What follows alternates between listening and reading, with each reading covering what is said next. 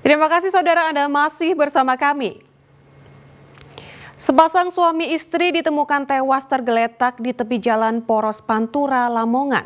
Mereka diduga korban tabrak lari. Kedua korban mengendarai motor melaju dari arah Lamongan ke Babat.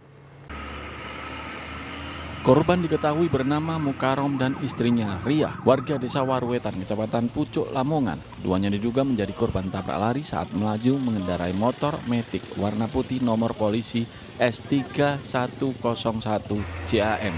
Keduanya menderita luka serius. Ini tergeletak di pinggir jalan Poros Pantura, tepatnya di Desa Kebonsari, Kecamatan Sukodadi. Gelapnya lokasi kejadian menyebabkan warga sekitar tidak mengetahui persis peristiwa memilukan tersebut. Korban kemudian dievakuasi ke Rumah Sakit Muhammadiyah Lamongan. Yang laki-laki itu masih hidup lah. Tadi waktu kalau yang perempuan sudah nggak bergerak sejak itu nggak bergerak. Maka laki-lakinya masih hidup. Tadi juga masih hidup, Bu, ya, dibawa ambulan tadi. Kayaknya sudah nggak ada. Tak pegang sini sudah meninggal. Jadi yang meninggal 2, Bu, ya? Ya, yang meninggal 2. Hingga kini, petugas Satlantas Polres Lamongan masih meminta keterangan saksi untuk mengetahui penyebab pasti kecelakaan yang menyebabkan tewasnya pasangan suami istri pengendara motor tersebut. Polisi juga mengimbau pelaku tabrak lari menyerahkan diri kepada petugas. Sapari Ranwijaya melaporkan dari Lamongan. Saudara, seorang anggota Ormas di Jember tewas terjatuh dari lantai 2 ruko. Jasad korban dipenuhi luka lebam. Keluarga mendesak polisi mengusut tuntas penyebab pasti kematian korban. Suasana duka terlihat di rumah Kholik Budiarto di Jalan Parangtritis, Kecamatan Patrang, Jember, Selasa siang. Rekan sesama anggota sebuah ormas juga terus berdatangan ke rumah duka untuk menyampaikan bela sungkawa atas tewasnya korban. Sebelumnya pada Senin petang, pihak keluarga mendapat laporan jika Kholik mengalami kecelakaan terjatuh dari lantai 2 ruko milik rekan bisnisnya di Kelurahan Baratan, Kecamatan Patrang, Jember. Keluarga langsung kaget dan bertanya-tanya karena ditemukan sejumlah luka memar di bagian tubuh korban. Keluarga mengaku hanya mendapatkan penjelasan singkat terkait prosedur penanganan medis dari tim dokter RSUD Dr. Subandi Jember saat korban dalam kondisi kritis. Selain adanya sejumlah luka lebam seperti hantaman benda, pihak keluarga ragu penyebab tewasnya korban akibat terjatuh. Sebab ketinggian lantai 2 ruko tersebut hanya sekitar 3,8 meter. Kini keluarga meminta polisi mengusut kasus ini. Bilangnya sih dari itu jatuh memang gitu. Jatuh dari lantai 2. Setinggi 3,8 meter. Terus Itu info yang saya dapat dari pemilik rumah.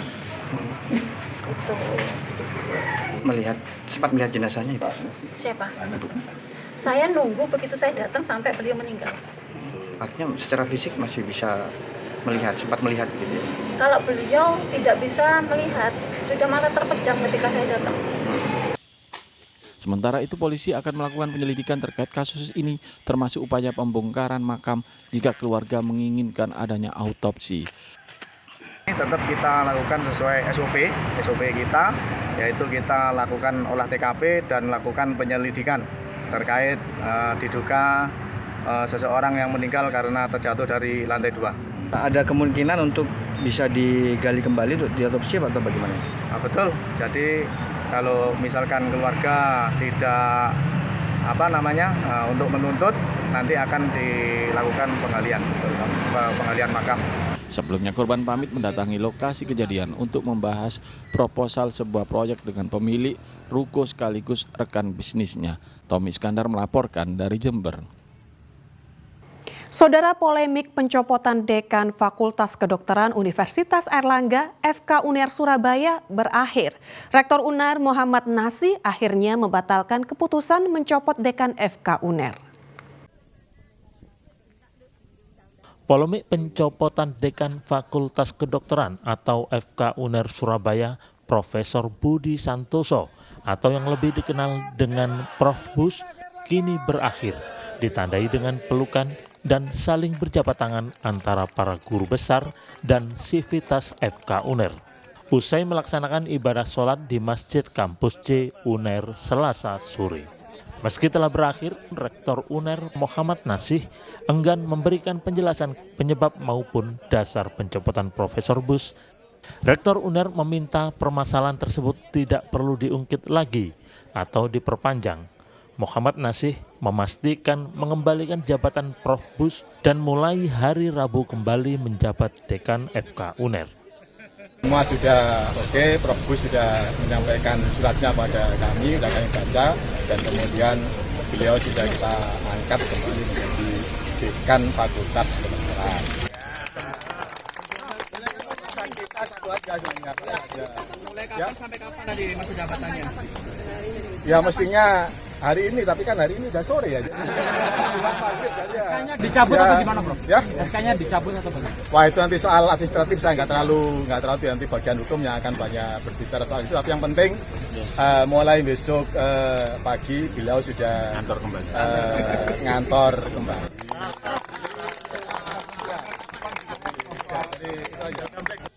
Sementara Profesor Budi Santoso meminta maaf karena sudah menimbulkan polemik. Namun ia meminta semua pihak tidak mengungkit kembali permasalahan tersebut. Alhamdulillah semuanya sudah berakhir. Saya secara pribadi mengaturkan permohonan maaf kepada Bapak Rektor. Mungkin saya maksudnya adalah bermaksud untuk mewakili diri pribadi, tapi mungkin terlalu kelewatan sehingga saya menggunakan institusi ini yang mungkin salah saya, dan alhamdulillah Bapak Rektor sudah memaafkan dan semuanya saya serahkan kembali kepada Bapak Rektor. Terima kasih Pak. Seperti diberitakan pada 3 Juli 2024 lalu, UNER Surabaya memberhentikan dan mencopot Profesor Budi Santoso dari jabatannya sebagai Dekan Fakultas Kedokteran atau FK UNER. Kuat dugaan pemberhentian Profesor Budi Santoso dari jabatannya akibat pernyataannya yang menolak wacana pemerintah mendatangkan dokter asing ke Indonesia. Dari Surabaya, Arif Purwanto melaporkan. Saudara, seorang pemuda di Mojokerto sukses membudidayakan tanaman hias impor jenis randu alas Afrika atau dikenal dengan battle tree yang bernilai cukup fantastis. Dengan tinggi dan diameter 5 meter, harga satu pohon bisa mencapai ratusan juta hingga miliaran rupiah.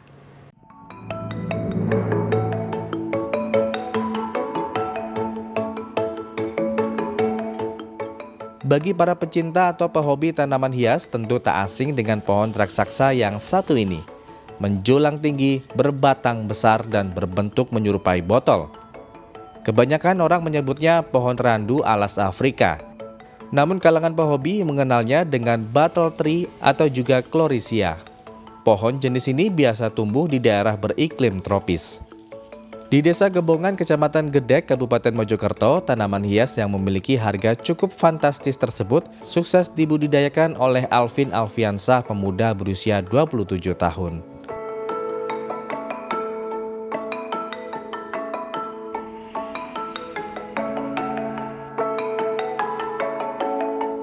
Sejak 2 tahun lalu, Alvin mulai membudidayakan randu alas yang didatangkan dari Afrika dan Amerika Latin. Dengan diameter dan tinggi 5 meter, rata-rata usia randu alas yang dibudidayakan sudah ratusan tahun. Menurut Alvin, perawatan tanaman hias ini sangat mudah. Selain diberi pupuk organik berkala, tanaman ini tak banyak membutuhkan air sehingga cukup disiram 2 hari sekali. Untuk jenisnya ini, dia nih kalau orang sini bilang tuh seperti pohon kapuk ya Mas, atau tanaman randu bisa dibilang gitu. Tapi sebetulnya ini tuh adalah randu liar. Nah, ini asalnya sendiri itu dari Afrika dan dari Argentina. Bentuknya beda dari yang lain. Mereka besar, tapi mereka itu lebih gemuknya di perut ya, kalau saya bilang tuh gitu. Untuk pembeli sendiri, kita bisa kategorikan ada yang mungkin dia sebagai penikmat ya Mas ya. Penikmat tanaman, terus juga mungkin untuk sebagai tanaman hias rumahnya sendiri, atau sebagai ikonik dari salah satu entah itu perumahan atau mungkin real estate, bisa dibilang seperti itu. Tanaman hias Alvin ini banyak diburu pehobi yang kebanyakan dari kalangan pengusaha. Mereka membeli randu alas untuk ditanam di halaman rumahnya. Dengan tinggi dan diameter 5 meter, harga satu pohon bisa mencapai 600 juta hingga 1 miliar rupiah. Meski demikian, 1 hingga 2 pohon bisa terjual setiap bulannya. Dia Eko Purwoto melaporkan dari Mojokerto.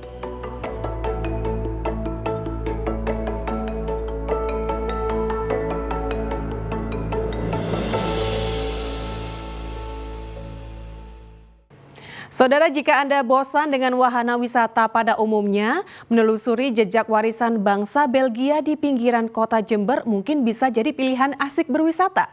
Selain pabrik pengolahan karet yang masih beroperasi sejak ratusan tahun lalu, ada juga kompleks perumahan dengan arsitektur berbentuk kerucut.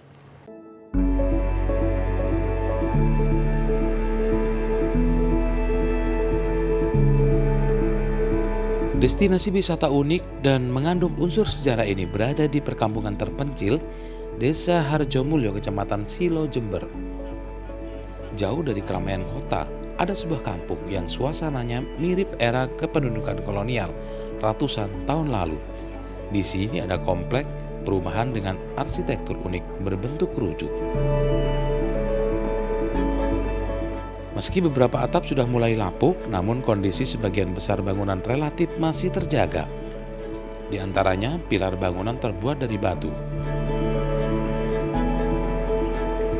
Selain hawa sejuk area perkebunan, mendatangi lokasi ini seakan kembali ke masa lampau. Tak hanya perkampungan ala zaman sebelum kemerdekaan, ada pula beberapa pabrik yang masih kokoh berdiri, bahkan masih difungsikan untuk mengolah hasil kopi dan getah karet.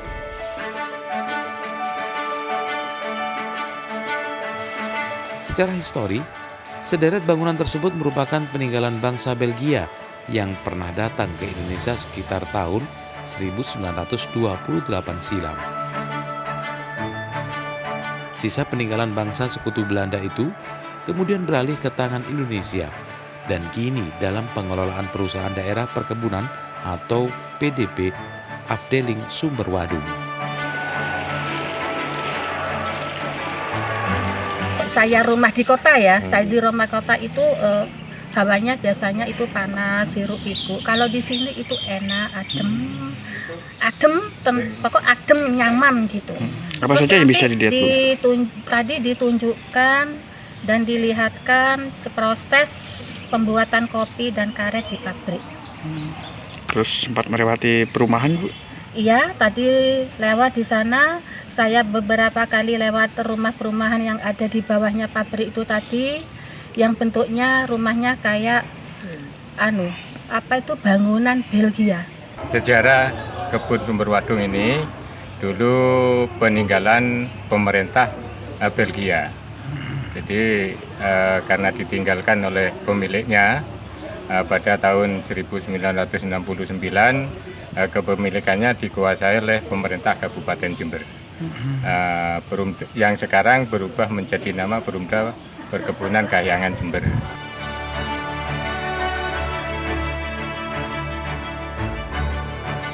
Kebun Sumberwadung sendiri berjarak sekitar 50 km timur pusat kota Jember dan bisa ditempuh dalam waktu 1 jam.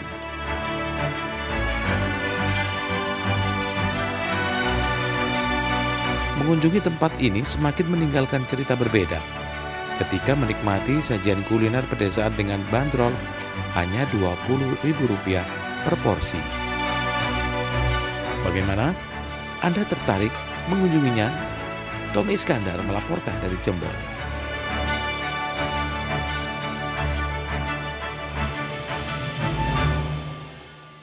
Ya, saudara, informasi tadi sekaligus menjadi akhir perjumpaan kita dalam liputan 6 daerah Jawa Timur kali ini.